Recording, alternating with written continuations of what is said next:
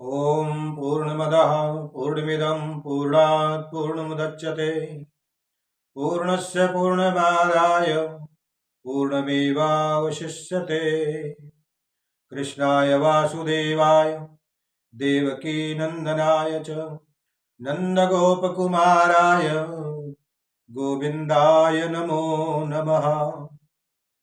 जय श्री राधे मित्रों, मैं सुभाष चंद्र शास्त्री आप सभी का YouTube चैनल पर बहुत बहुत स्वागत करता हूं।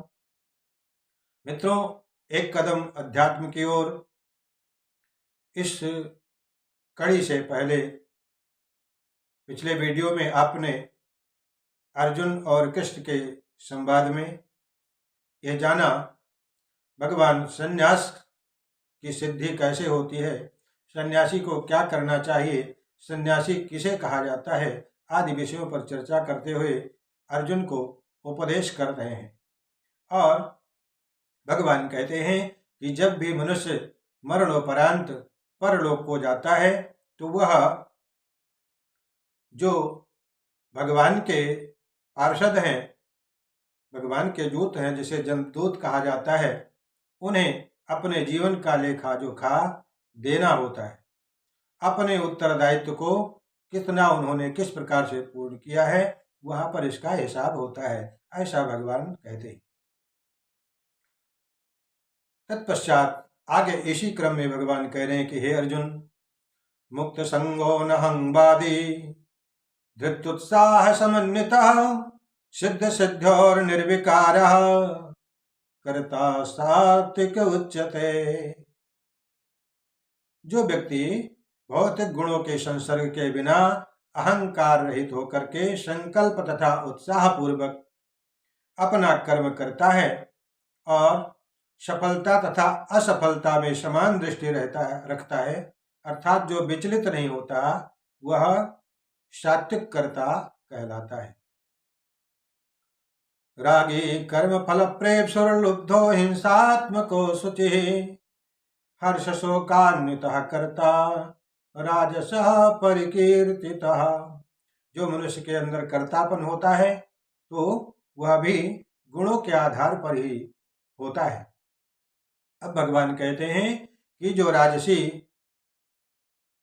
तत्वों के द्वारा कर्म करते हैं, राजसी तत्व से प्रेरित होकर के वह कर्तापन मानते हैं, वह उनमें कैसा भेद है कि जो कर्ता तथा कर्म फल के प्रति आसक्ति होकर के फलों का जो भोग करता है या भोग करना चाहता है, जो लोभी है, सदैव ईर्ष्यालु है, अपवित्र और सुख दुख में जो विचलित होने वाला है, अर्थात जो अपवित्र रहता है, सुख होने पर सुखी और दुख पाने पर विचलित हो जाता है, ऐसा व्यक्ति राजसी कहा जाता है। ऐसा कर्तापन राजसी होता है, अर्थात जो किए हुए कर्म के फल में आसक्ति रखता है और उनके फलों का जो भोग करना चाहता है तथा एक दूसरे से सदैव ईर्ष्यालु प्रकृति में रहता है, ईर्ष्या देश रखता है,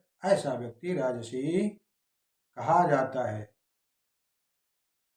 अर्थात कर्तापन में भी सतरजतम गुण पीछे लगे हुए हैं, इनसे अभिन्न रूप से जुड़े हुए हैं।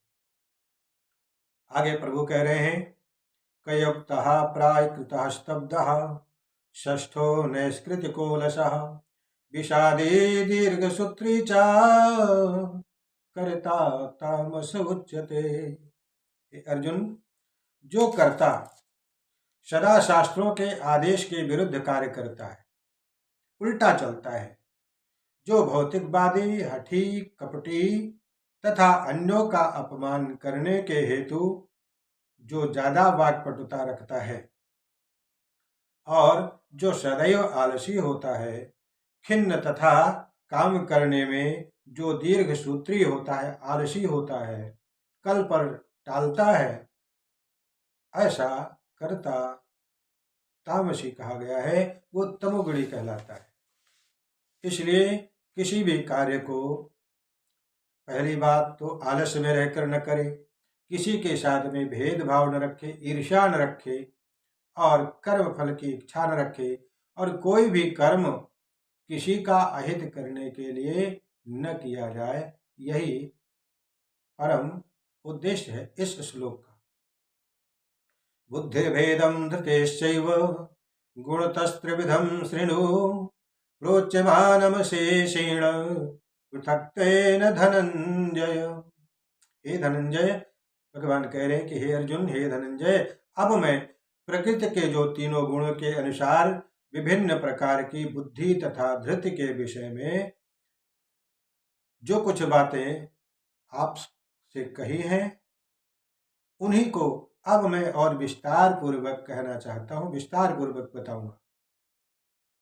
इसमें और क्या क्या भेद होते हैं इसे तुम सुनो। भगवान कह रहे हैं, प्रवृत्तिं च निवृत्तिं च कार्याकार्ये भयाभये बंधं मोक्षं च जो वेत्ति बुद्धि सा पार्थ सात्विकी।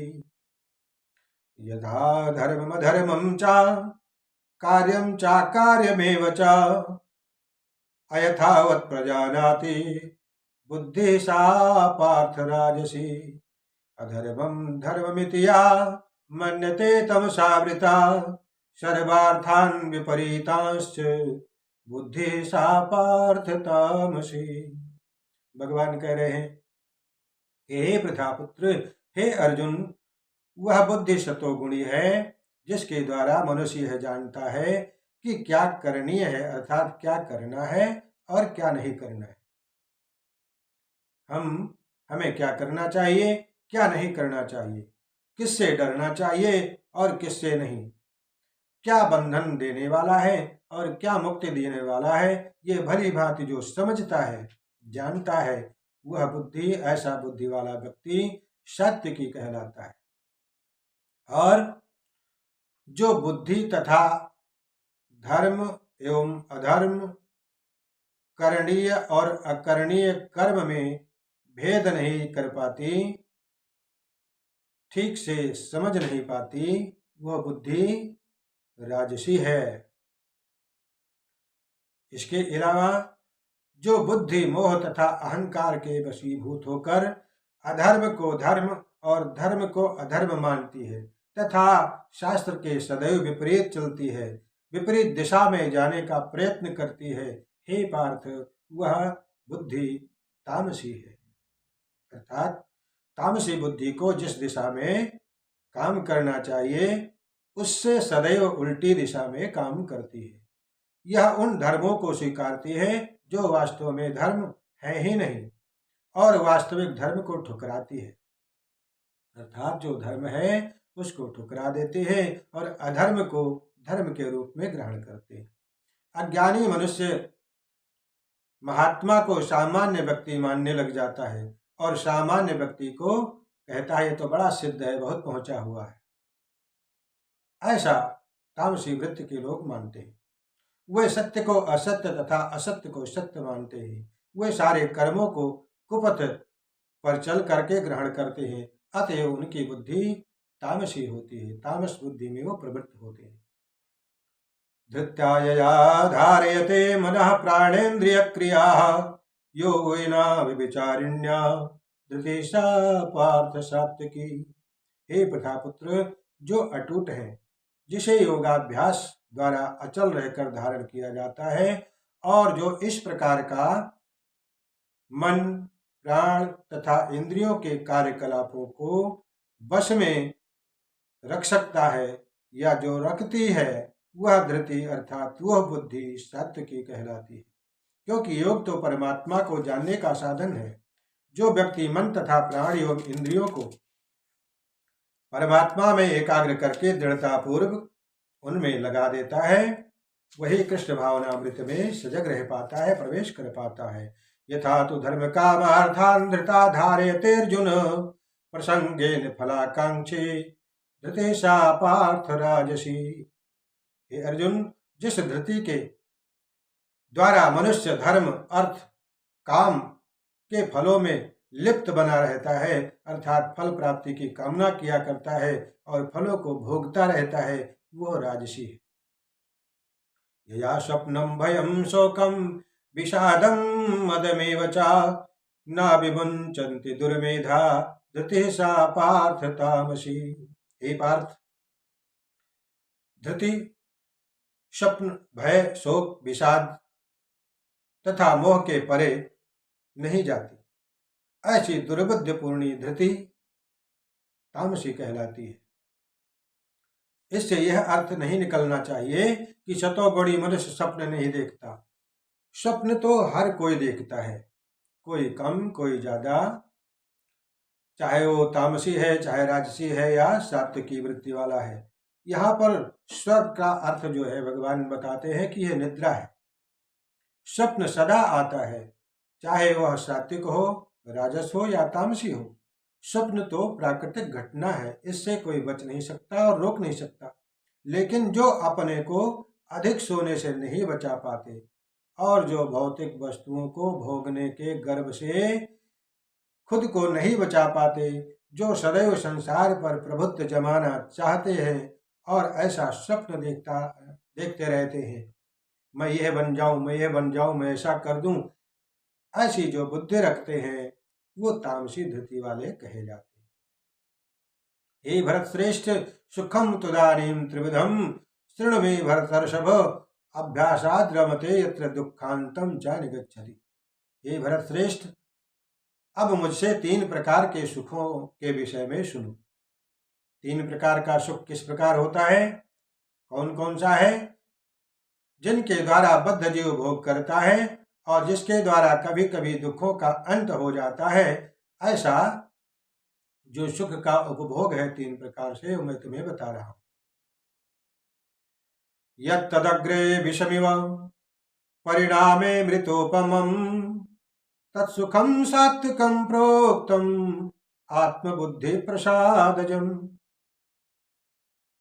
हे अर्जुन, ऐसा समझो कि जो प्रारंभ में अर्थात शुरुआत में विष जैसा लगता है लेकिन अंत में अमृत के समान है, और जो मनुष्य में आत्म साक्षात्कार जगा देता है, वो सुख को सात्विक सुख कहा जाता है। अर्थात शुरू में अगर कोई किसी को कहता है कि भजन करो, माला जपो, जल्दी सुबह स्नान करो, भगवान की पूजा करो, वह बात अच्छी नहीं लगती है, बुरी लगती है।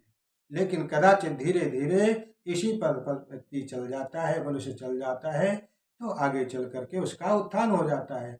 और ऐसी बुद्धि जिसमें आ जाती है, ऐसा सुख जिसको प्राप्त हो जाता है, वह सात्विक कहलाता है।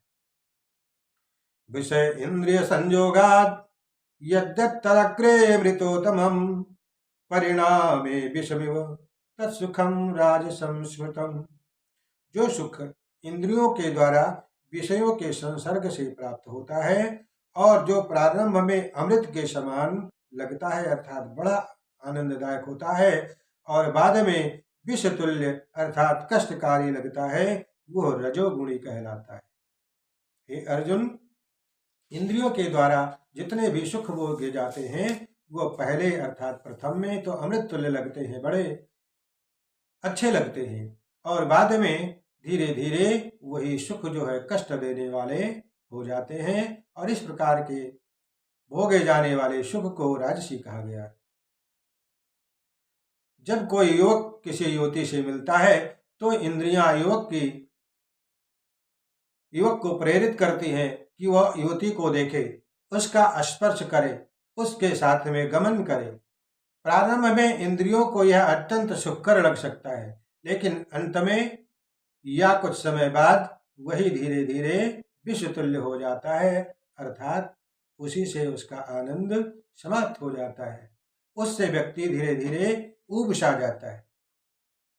यदग्रे चानुबंधे चा सुखम मोहनमात्मनः निद्रालस्य प्रमादोत्थम तत्तामसम उदाहृतम। हे अर्जुन, जो सुख आत्म साक्षात्कार के प्रति अंधा है, जो प्रारंभ से लेकर अंत तक मोह कारक है और जो निद्रा आलस्य तथा मोह से उत्पन्न होता है, वह तामसी कहलाता है।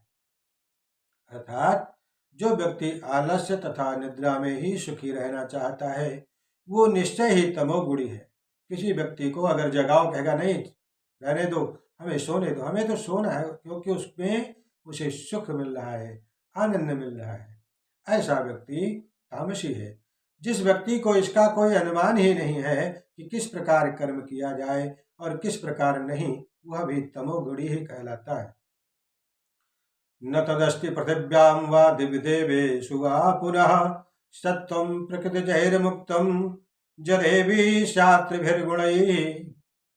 इस लोक में, स्वर्ग लोक में या देवताओं के मध्य में कोई भी ऐसा व्यक्ति विद्यमान नहीं जो तीनों गुणों से मुक्त हो। अर्थात जितने भी प्राणी हैं, जितने भी मनुष्य हैं, वे गुण से युक्त हैं, मुक्त नहीं। किसी में कोई गुण तो किसी में कोई गुण। ब्राह्मण क्षत्रिय पविशां शूद्राणां च परन्तप कर्माणि प्रविभक्तानि स्वभाव प्रभवैर्गुणैः सम्मोदमस्तमः शौचं क्षान्तिरार्जवमेव च ज्ञानं विज्ञानमास्तिक्यं ब्रह्म कर्म स्वभावजम् शौर्यं तेजो धृतिस्दार्ढ्यं युद्धे चाप्यपलायनम् दानमीश्वर भावश्च छात्रं कर्म स्वभावजम् कृषि गोरक्ष वाणिज्यं वैश्य कर्म स्वभावजम् परिचर्यात्मकं कर्म शूद्रस्यापि स्वभावजम्। भगवान कहते हैं कि हे परंतप, हे अर्जुन, क्षत्रिय, ब्राह्मण, वैश्य, शूद्र आदि प्रकृति के गुणों के अनुसार उनके स्वभाव द्वारा गुणों का भेद किया जाता है। ऐसा कहा गया है कि जिसके अंदर जैसा गुण है उस गुण के अनुसार ही उसका स्वभाव होता है और स्वभाव में भेद होता है। जैसे कि शांति प्रियता, आत्मसंयम, तपस्या, पवित्रता, सहिष्णुता, सत्यनिष्ठा, ज्ञान, विज्ञान तथा धार्मिकता, ये सारे स्वाभाविक गुण हैं जिनके द्वारा ब्राह्मण कर्म करते हैं। इन सभी गुणों के द्वारा ब्राह्मण अपना कर्म करता है और वीरता, शक्ति, संकल्प, दक्षता, युद्ध में धैर्य, उदारता तथा नेतृत्व करने की जो शक्ति है, यह क्षत्रियों के स्वाभाविक गुण है। और कृषि करना, गौपालन करना, व्यापार इत्यादि ये क्या है? ये वैश्यों के स्वाभाविक कर्म है और शूद्रों का कर्म तथा अन्यों की सेवा करना है। शूद्रों का कर्म क्या है? श्रम करना, मेहनत करना और लोगों की, अन्यों की, अन्य वर्णों की सेवा करना शूद्रों का स्वाभाविक गुण है। इस प्रकार भगवान अर्जुन को वर्ण विभाग के अनुसार, सतरजतम की वृत्तियों के अनुसार जो स्वाभाविक गुण किसमें कितने पाए जाते हैं, उसकी व्याख्या क्रमशः अर्जुन को बताते जा रहे हैं। तो मित्रों, इस अंक में बस इतना ही। इस वीडियो को आप दूसरों तक पहुंचाने के लिए शेयर करें और हमारे चैनल को आप सब्सक्राइब करें, नोटिफिकेशन बेल अवश्य दबाएं। जय श्री राधे।